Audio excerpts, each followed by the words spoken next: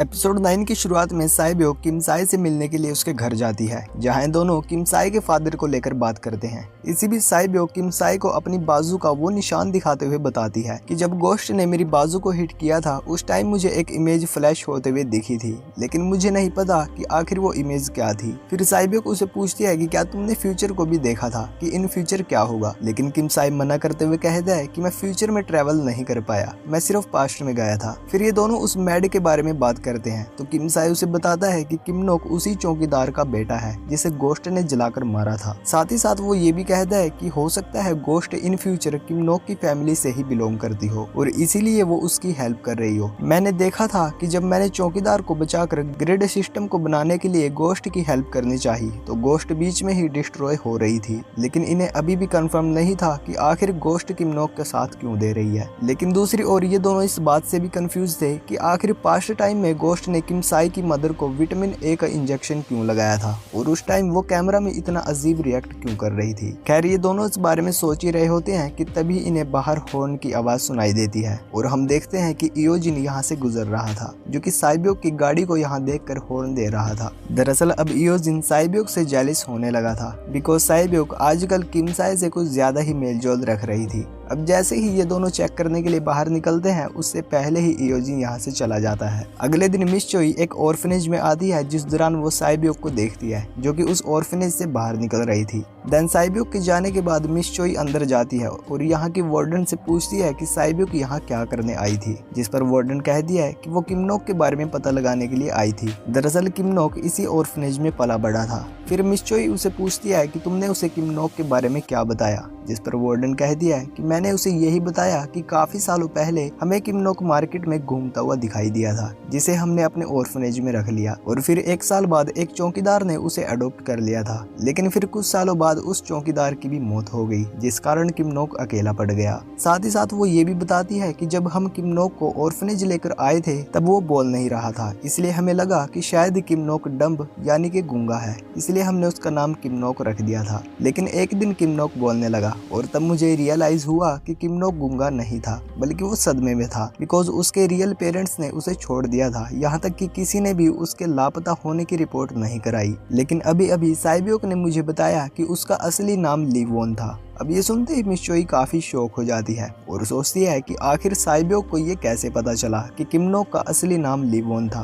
Then warden उसे ये भी बताती है कि साइब्योक ने मुझे एक लेडी का स्केच दिखाकर पूछा था कि क्या ये लेडी कभी किमनोक के बारे में पता लगाने के लिए ऑर्फनेज आई थी। ये सुनते ही मिस चोई उसे गोश्त की फोटो दिखाती है तो वार्डन कहती है कि हाँ ये वही लेडी है जिसके बारे में साइब्योक पूछ रही थी। देन मिस चोई उसे पूछती है कि साइब्योक को कैसे पता चला कि किमनोक का असली नाम लीवोन था, जिस पर वार्डन कहती है कि उसने मुझे बताया था कि वो यहाँ आने से पहले किमनोक की स्टेप मदर से मिली थी, इसलिए हो सकता है उसी ने साइब्योक को किमनोक का असली नाम बताया हो। लेकिन मिस चोई को साइब्योक पर शक हो रहा था बिकॉज किमनोक के बारे में मिस चोई को भी इतना नहीं पता था जितना साइब्योक किमनोक के बारे में पता लगा चुकी थी। खैर आगे वो यहाँ से वापस ऑफिस की ओर जाने लगती है और इधर हम साइब्योक को देखते हैं जो कि एनएफएस जाकर उसी डॉक्टर को किमनोक और गोश्त का डीएनए देती है और इन दोनों डीएनए की मैचिंग रिपोर्ट निकालने के लिए कहती है। वहीं दूसरी ओर मिस चोई अपने ऑफिस पहुंच जाती है जहां उसे अब किम साई पर शक होता है कि जरूर किम साई ने ही साइब्योक को किमनोक के बारे में बताया होगा। देन वो छाईजोंग को पूछती है कि क्या कल किम साई ऑफिस से कहीं गया था, जिस पर छाईजोंग बताती है कि वो दोपहर को लंच करने के लिए बाहर गया था, लेकिन उस टाइम मुझे उसकी हालत कुछ ठीक नहीं लग रही थी, ऐसा लग रहा था कि मानो उसका किसी के साथ झगड़ा हुआ हो। अब ये पता लगने पर मिस चोई सिक्योरिटी मैनेजर को कॉल करके कल वाली सीसीटीवी फुटेज भेजने के लिए कहती है।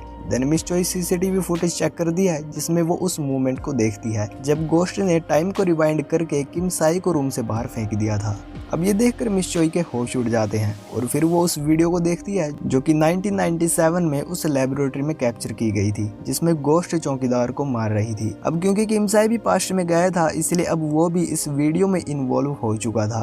अब ये सब देखकर मिस चोई को पता चल जाता है कि किम साई पास्ट में गया था। वहीं दूसरी ओर सिक्योरिटी मैनेजर किम साई को मैसेज करके बता देता है कि मिस चोई को सब कुछ पता चल चुका है, लेकिन किम साई का फोन टेबल पर रखा हुआ था। इधर हम किमनोक को देखते हैं जो कि सोशल वेलफेयर सेंटर में सूप पीने के लिए लाइन में लग जाता है, लेकिन यहाँ कैमरा लगा हुआ था, इसलिए दूसरी साइड छाईजोंग जो कि एरिया के सारे कैमरास को चेक कर रही थी, वो किम नोक को उस कैमरा की हेल्प से देख लेती है। इधर किम साई अपनी मदर को काम पर छोड़ने के लिए जाता है और जब वो वापस आता है तो मिस चोई ऑलरेडी उसके घर पर किम साई की वेट कर रही थी। देन मिस चोई बातों को घुमाते हुए उसे पूछती है कि तुमने टाइम ट्रेवल कैसे की, लेकिन ये सुनते ही किम साई के तो होश ही उड़ जाते हैं और वो बातों को घुमाने लगता है। लेकिन तभी मिस चोई के पास योजिन की कॉल आ जाती है जो कि उसे बताता है कि किम नोक को पकड़ लिया गया है। देन मिस चोई किम साई को भी इस बारे में बताती है तो किम साई भी उसके साथ ऑफिस चलने का डिसाइड करता है और कपड़े चेंज करने के लिए अंदर चला जाता है। अब किम साई के अंदर जाते ही मिस चोई किम साई के फोन पर कॉल करती है तो उसका फोन बिजी चल रहा था। फिर वो फटाफट साइब्योक के पास कॉल करती है तो साइब्योक का फोन भी बिजी चल रहा था। इसलिए अब मिस चोई को यकीन हो जाता है कि जरूर किम साई साइब्योक को भी किम नोक के बारे में बता रहा होगा। इधर किम साई सच में साइब्योक के साथ बात कर रहा था, लेकिन मिस चोई की कॉल आती देख साइब्योक कॉल कट कर देती है। अब यहाँ हम देखते हैं कि किम साई कॉल कटने के बावजूद भी साइब्योक को थैंक्स बोल रहा होता है और वो ऐसे रिएक्ट करता है मानो वो साइब्योक को फेयरवेल दे रहा हो। खैर आगे इन दोनों ऑफिस की ओर निकल जाते हैं, जिस दौरान मिस चोई किम साई को पूछती है कि तुम्हें तो अब सब कुछ पता है, इसलिए मुझे बताओ किम नोक और गोश्त के बीच क्या रिलेशन है, क्या वे दोनों एक ही परिवार से बिलोंग करते हैं। जिस पर किम साई कहता है कि ऐसा हो सकता है गोश्त किम नोक के परिवार से ही बिलोंग करती हो, लेकिन मैं श्योर नहीं हूँ। साथ ही साथ मिस चोई ये भी कहती है तुमने इस सीक्रेट को लीक करके प्रोटोकॉल को वायलेट किया है, जिसकी सजा तुम्हें भुगतनी पड़ेगी।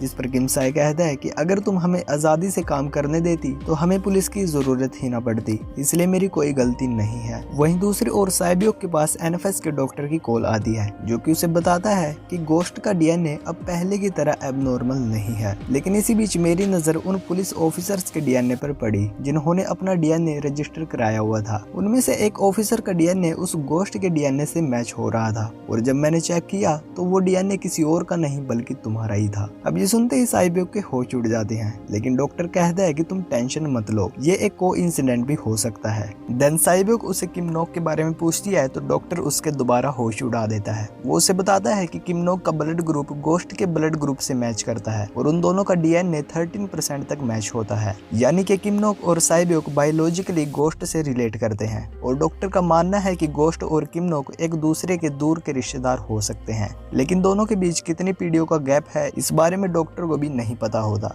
खैर आगे साइब्योक यहाँ से इस बारे में सोचते हुए जाने लगती है। वो सोच रही होती है कि उस दिन जब गोश्त किम नोक को बचाने के लिए आई थी तो वो मेरे सामने गायब क्यों हुई, क्या वो हमें ये दिखाना चाह रही थी कि वो किम नोक को बचा रही है। इसी बीच उसके मन में ये भी आता है कि शायद वो गोश्त की मदर की साइड से है और किम नोक उसके फादर की साइड से। वहीं दूसरी ओर किम नोक को एडमिनिस्ट्रेशन ब्यूरो लाया जाता है जहाँ मिस चोई और किम साई भी पहुंच जाते हैं। देन मिस चोई इन्हें बीच में ही रोक कर किम नोक को गोश्त के बारे में पूछती है, लेकिन किम नोक को उसके बारे में कुछ पता नहीं होता। अब मिस चोई किम नोक पर थोड़ा प्रेशर डालती है और उसे प्रोवोक करते हुए कहती है कि उस गोश्त ने तुम्हारे फादर को तुम्हारे ही सामने जान से मार डाला, क्या तुम्हें कुछ भी याद नहीं है? वो बिल्कुल ऐसी ही जगह थी जहाँ उसने तुम्हारे फादर को मारा था। तभी किम नोक को वो मूवमेंट याद आने लगती है और वो मिस चोई और सिक्योरिटी मैनेजर को भी पहचान लेता है, बिकॉज उस टाइम इन्हीं लोगों ने किम नोक को रेस्क्यू किया था। तभी मिस चोई किम साई को किम नोक के सामने धकेलते हुए कहती है कि इसे पहचानो, ये भी तो उस टाइम वहाँ मौजूद था। अब पहले तो किम साई कोई खास रिस्पॉन्स नहीं देता, लेकिन जैसे ही उसे अंदर ले जाने लगते हैं तो किम नोक अचानक से किम साई पर अटैक कर देता है और उसका गला घोटने लगता है। यहाँ तक कि मिस चोई सभी ऑफिसर्स को इन दोनों से दूर रहने के लिए कहती है, बिकॉज वो जानना चाहती थी कि किम नोक गुस्से में किम साई को क्या बोलेगा। लेकिन इससे पहले ही किम साई उसे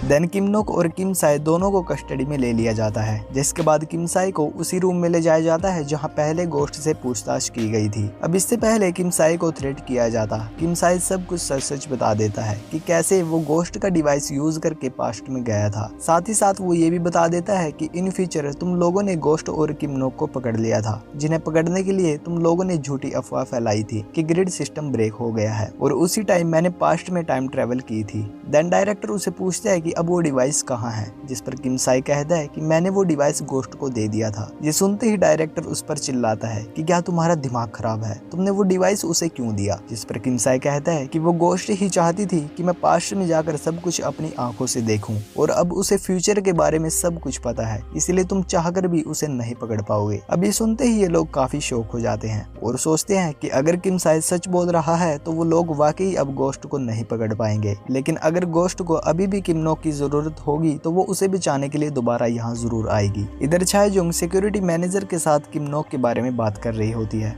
और तभी ये लोग कैमरा में देखते हैं कि साइब्योक गन लेकर यहाँ आती है, जिसे बाकी ऑफिसर्स बीच में ही रोक लेते हैं। दरअसल साइब्योक किम नोक से बात करने के लिए आई थी। तभी इयोजिन यहाँ आकर इन्हें रोकने की कोशिश करता है और साइब्योक को पूछता है कि तुम यहाँ क्यों आई हो। जिस पर साइब्योक कहती है कि मैं किम नोक को मारने के लिए आई हूँ। देन इयोजिन उसे बाहर ले जाता है तो साइब्योक उसे रिक्वेस्ट करती है कि तुम मुझे एक बार किम नोक से बात करने दो। लेकिन इयोजिन उल्टा उसी से पूछता है कि तुम्हें किम नोक के बारे में कैसे पता चला कि वो पकड़ा गया, क्या किम साई ने तुम्हें उसके बारे में बताया था। लेकिन साइब्योक बिना जवाब दिए यहाँ से जाने लगती है। देन इयोजिन उसे रोकते हुए पूछता है कि क्या किम साई पास्ट में जाकर सच में किम नोक से मिला था और आखिर तुम किम साई के साथ इतना फ्रेंडली क्यों रहती हो। लेकिन साइब्योक ये कहकर जाने लगती है कि ये मेरा मैटर है और तुम बस मुझे किम नोक से मिलने दो। पर इयोजिन उसे बताता है कि पूरी बिल्डिंग को हाई अलर्ट किया हुआ है और हर तरफ ऑफिसर्स मौजूद हैं, इसलिए अब तुम ही बताओ तुम किम नोक से कैसे मिलोगी और अगर तुम्हें इसकी परमिशन मिल भी गई तो तुम दोनों की स्टेटमेंट को रिकॉर्ड किया जाएगा, इसलिए फिलहाल किम नोक से मिलने का कोई फायदा नहीं है। खैर साइब्योक इयोजिन से नाराज होकर यहाँ से जाने लगती है तो इयोजिन के पास एक इमरजेंसी अलर्ट नोटिफिकेशन आती है। ये देखकर इयोजिन वापस अंदर चला जाता है जहाँ सभी ऑफिसर्स को उनकी पोजीशन पर अलर्ट किया जा रहा था।